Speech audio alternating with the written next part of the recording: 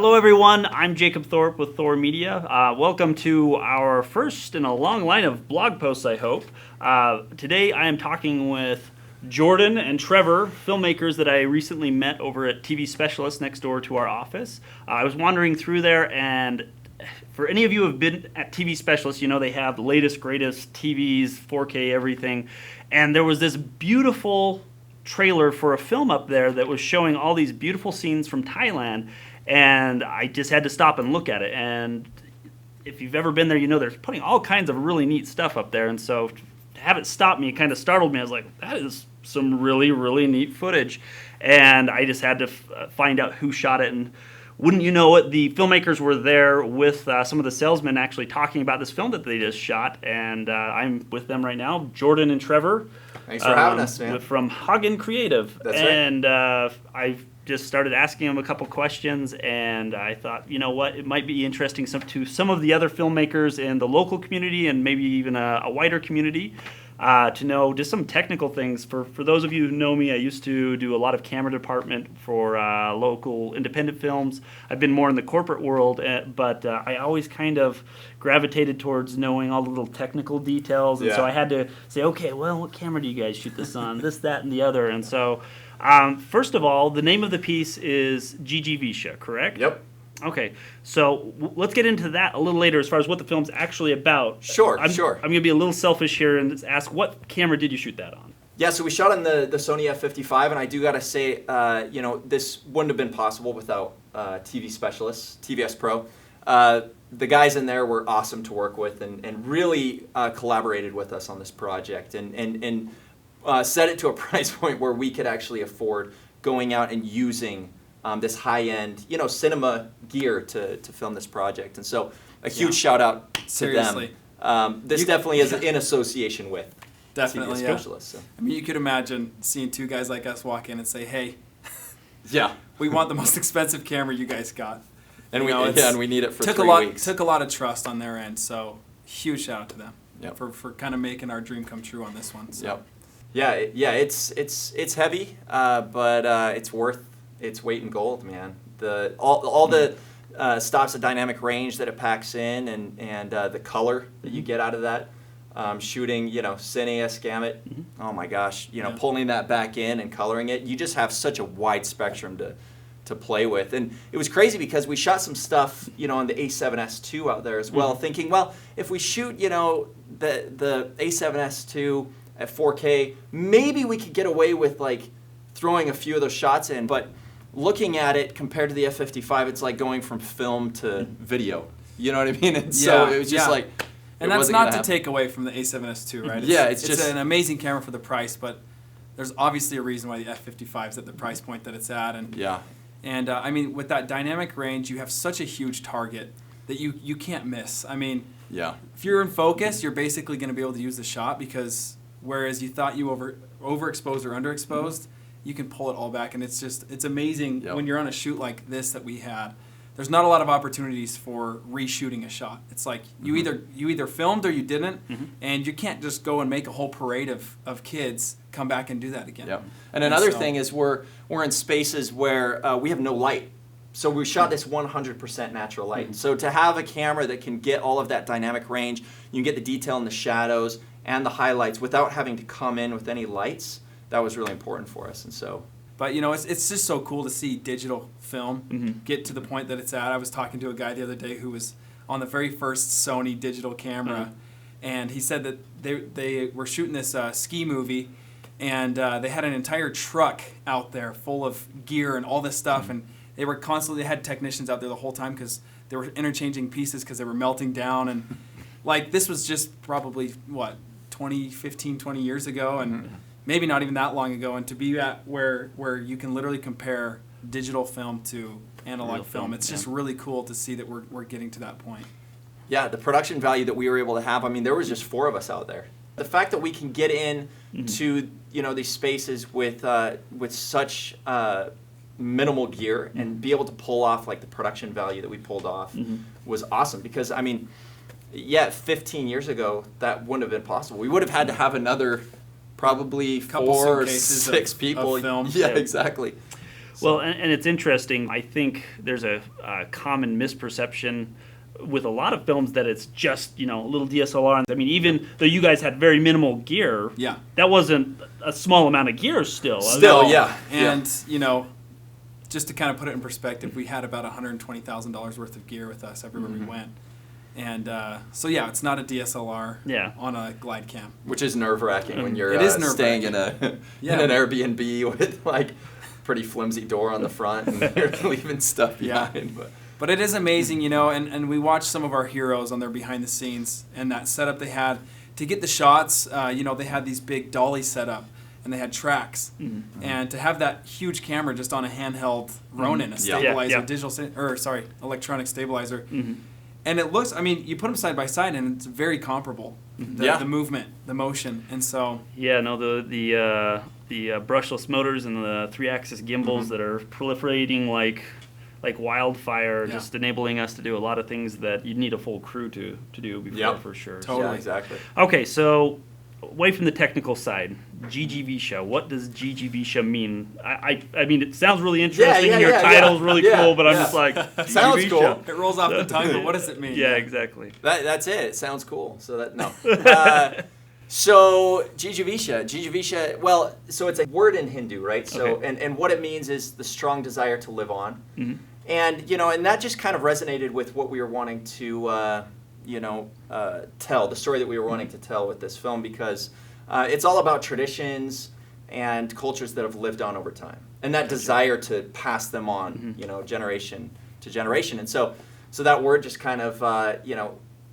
it worked. Mm-hmm. But yeah, this is it's a visual story. So so we're using images and music to drive the story, and in doing that, there's obviously, it drives home that interconnection to the film a lot more. But it also speaks past language, religion. Really anyone can view it and enjoy it. Yeah. We left a lot up for interpretation. Yeah, we have our storyline written down, but because it's not told to your face through word, exactly, it's really up to the people to take from it what they will. And like Trevor said, it transcends any religious beliefs. You can take from it what you want. But given that, it has a lot of challenges as well, Yeah. Awesome. So you got into some places that look like they don't look like what you see in a National Geographic book or magazine. Sure. Basically. You were into some pretty... It wasn't just the exteriors of these places. You're in with these monks or whoever you're in there with. Yeah. Tell me about that. Yeah, fortunately my parents have been traveling for a long time, and they've made a lot of international connections. And so it was just kind of really lucky, because they connected us with some people over there in Thailand and in Myanmar that really set us up for success. They got us into some of these places. Tourism was closed off in Myanmar up until 2012 for us.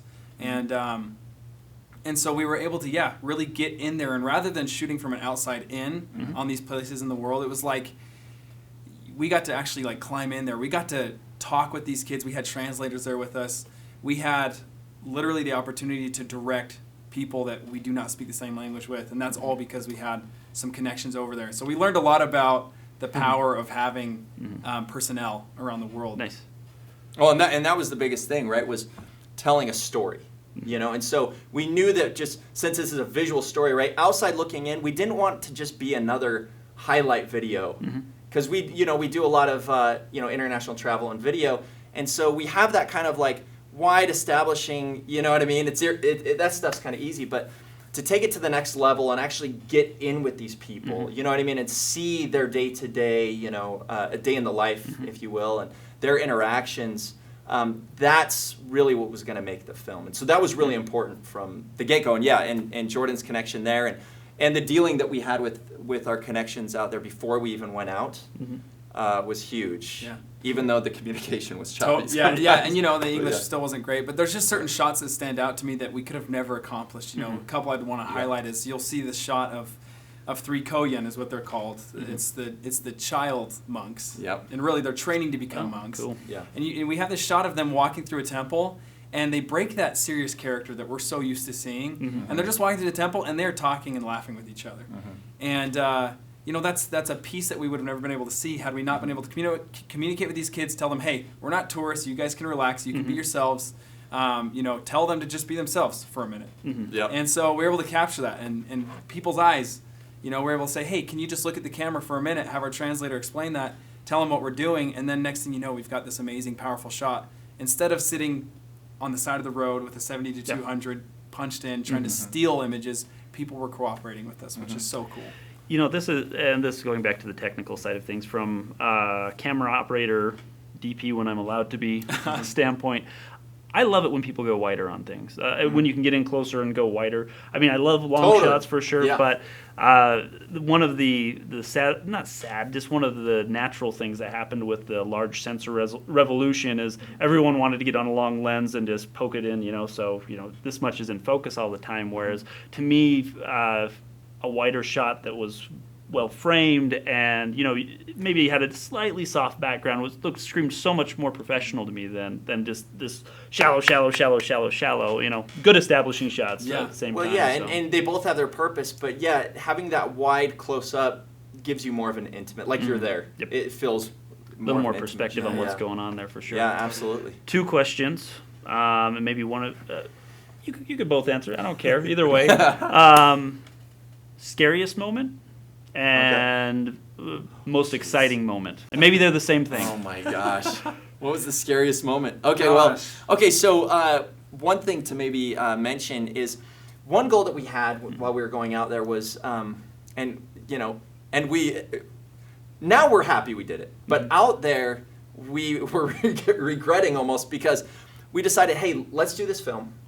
But hey, why not do a reality show of the making of the film at the same time? And there's only 4 of us out there, and so we're actually filming two things at the same time, and so luckily we were able to capture a lot of these moments that were because in watching the film you wouldn't know all the ups and downs and roller coaster that we really went through. But it's funny because we just rolled out episode 1, and you can see that at JijivishaFilm.com.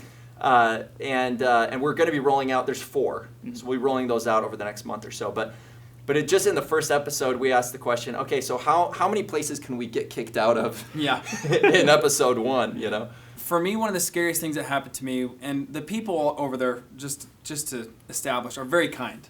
They're great people. I've never met nicer security guards in my life. But it doesn't matter how much preparation you do and how much clearance you think you get beforehand.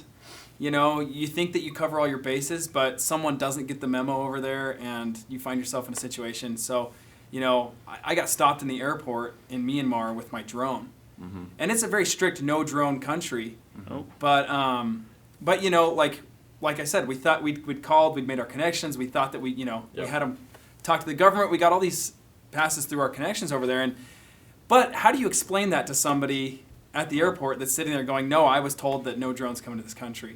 So I'm stuck there, and my wife, Trevor, and his wife, everybody's passed, long gone through security, and I'm stuck there for about 20 minutes trying to argue my way through. And I ended up just having to promise them up and down that, look, you can trust me, and I don't know what country you can do this in or what was on my side, but somehow the guy's like, okay, I trust you.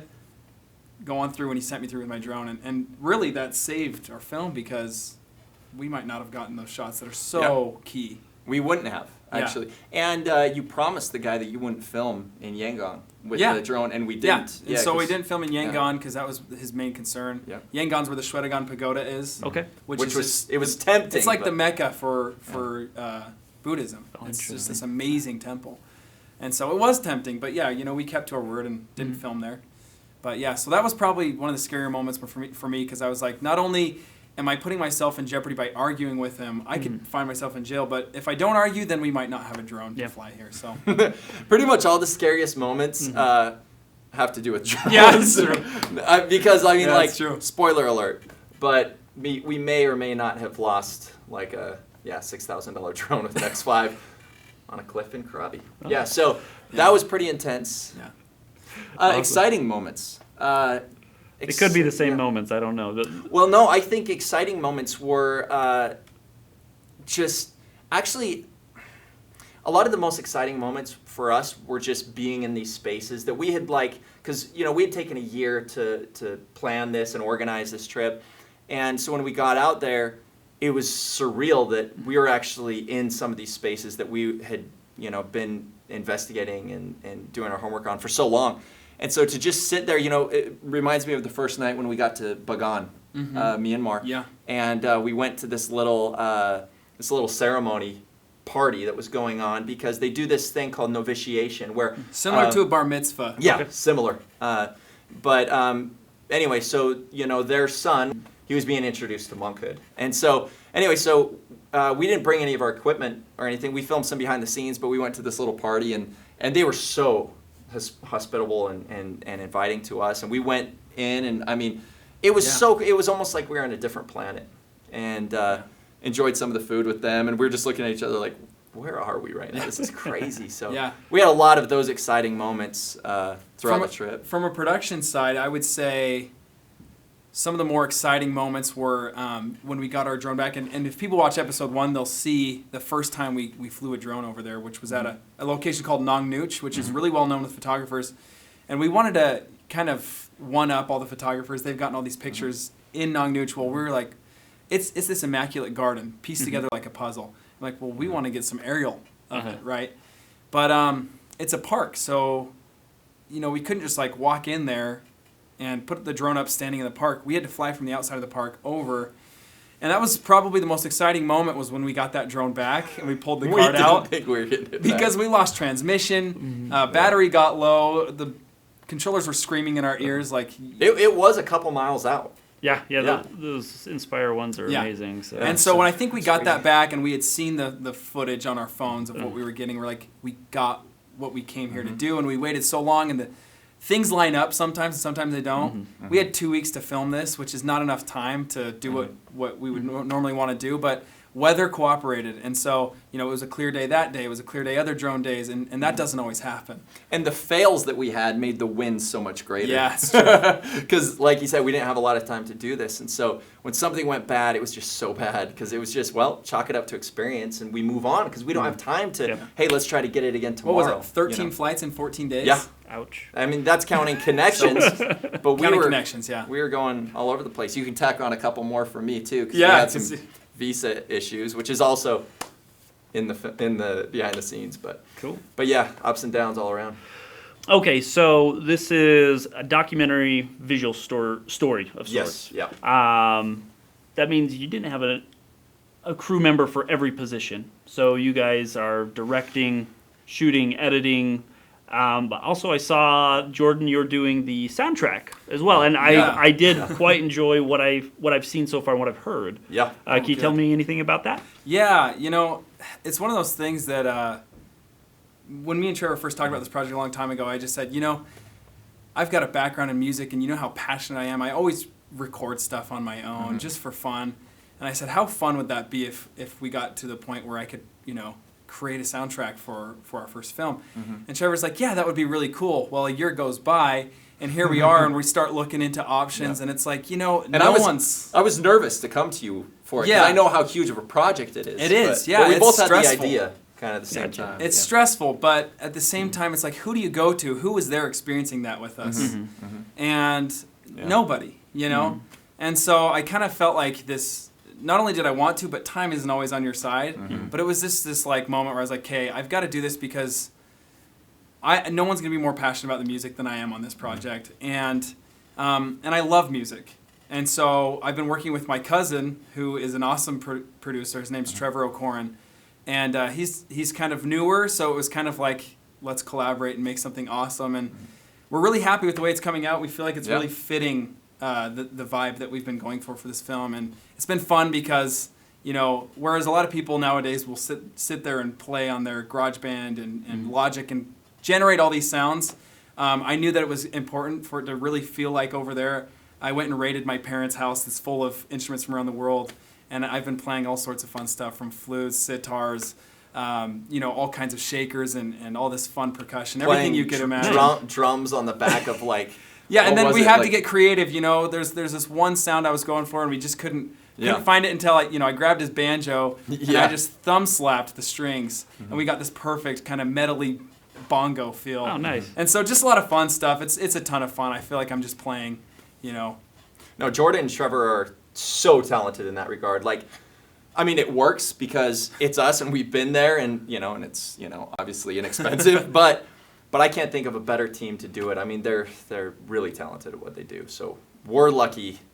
I'm lucky to have them doing the soundtrack. It's really an experience because that film. I mean, a lot of people just think that the visuals is the visuals drive everything, but really it's 50-50. Yep.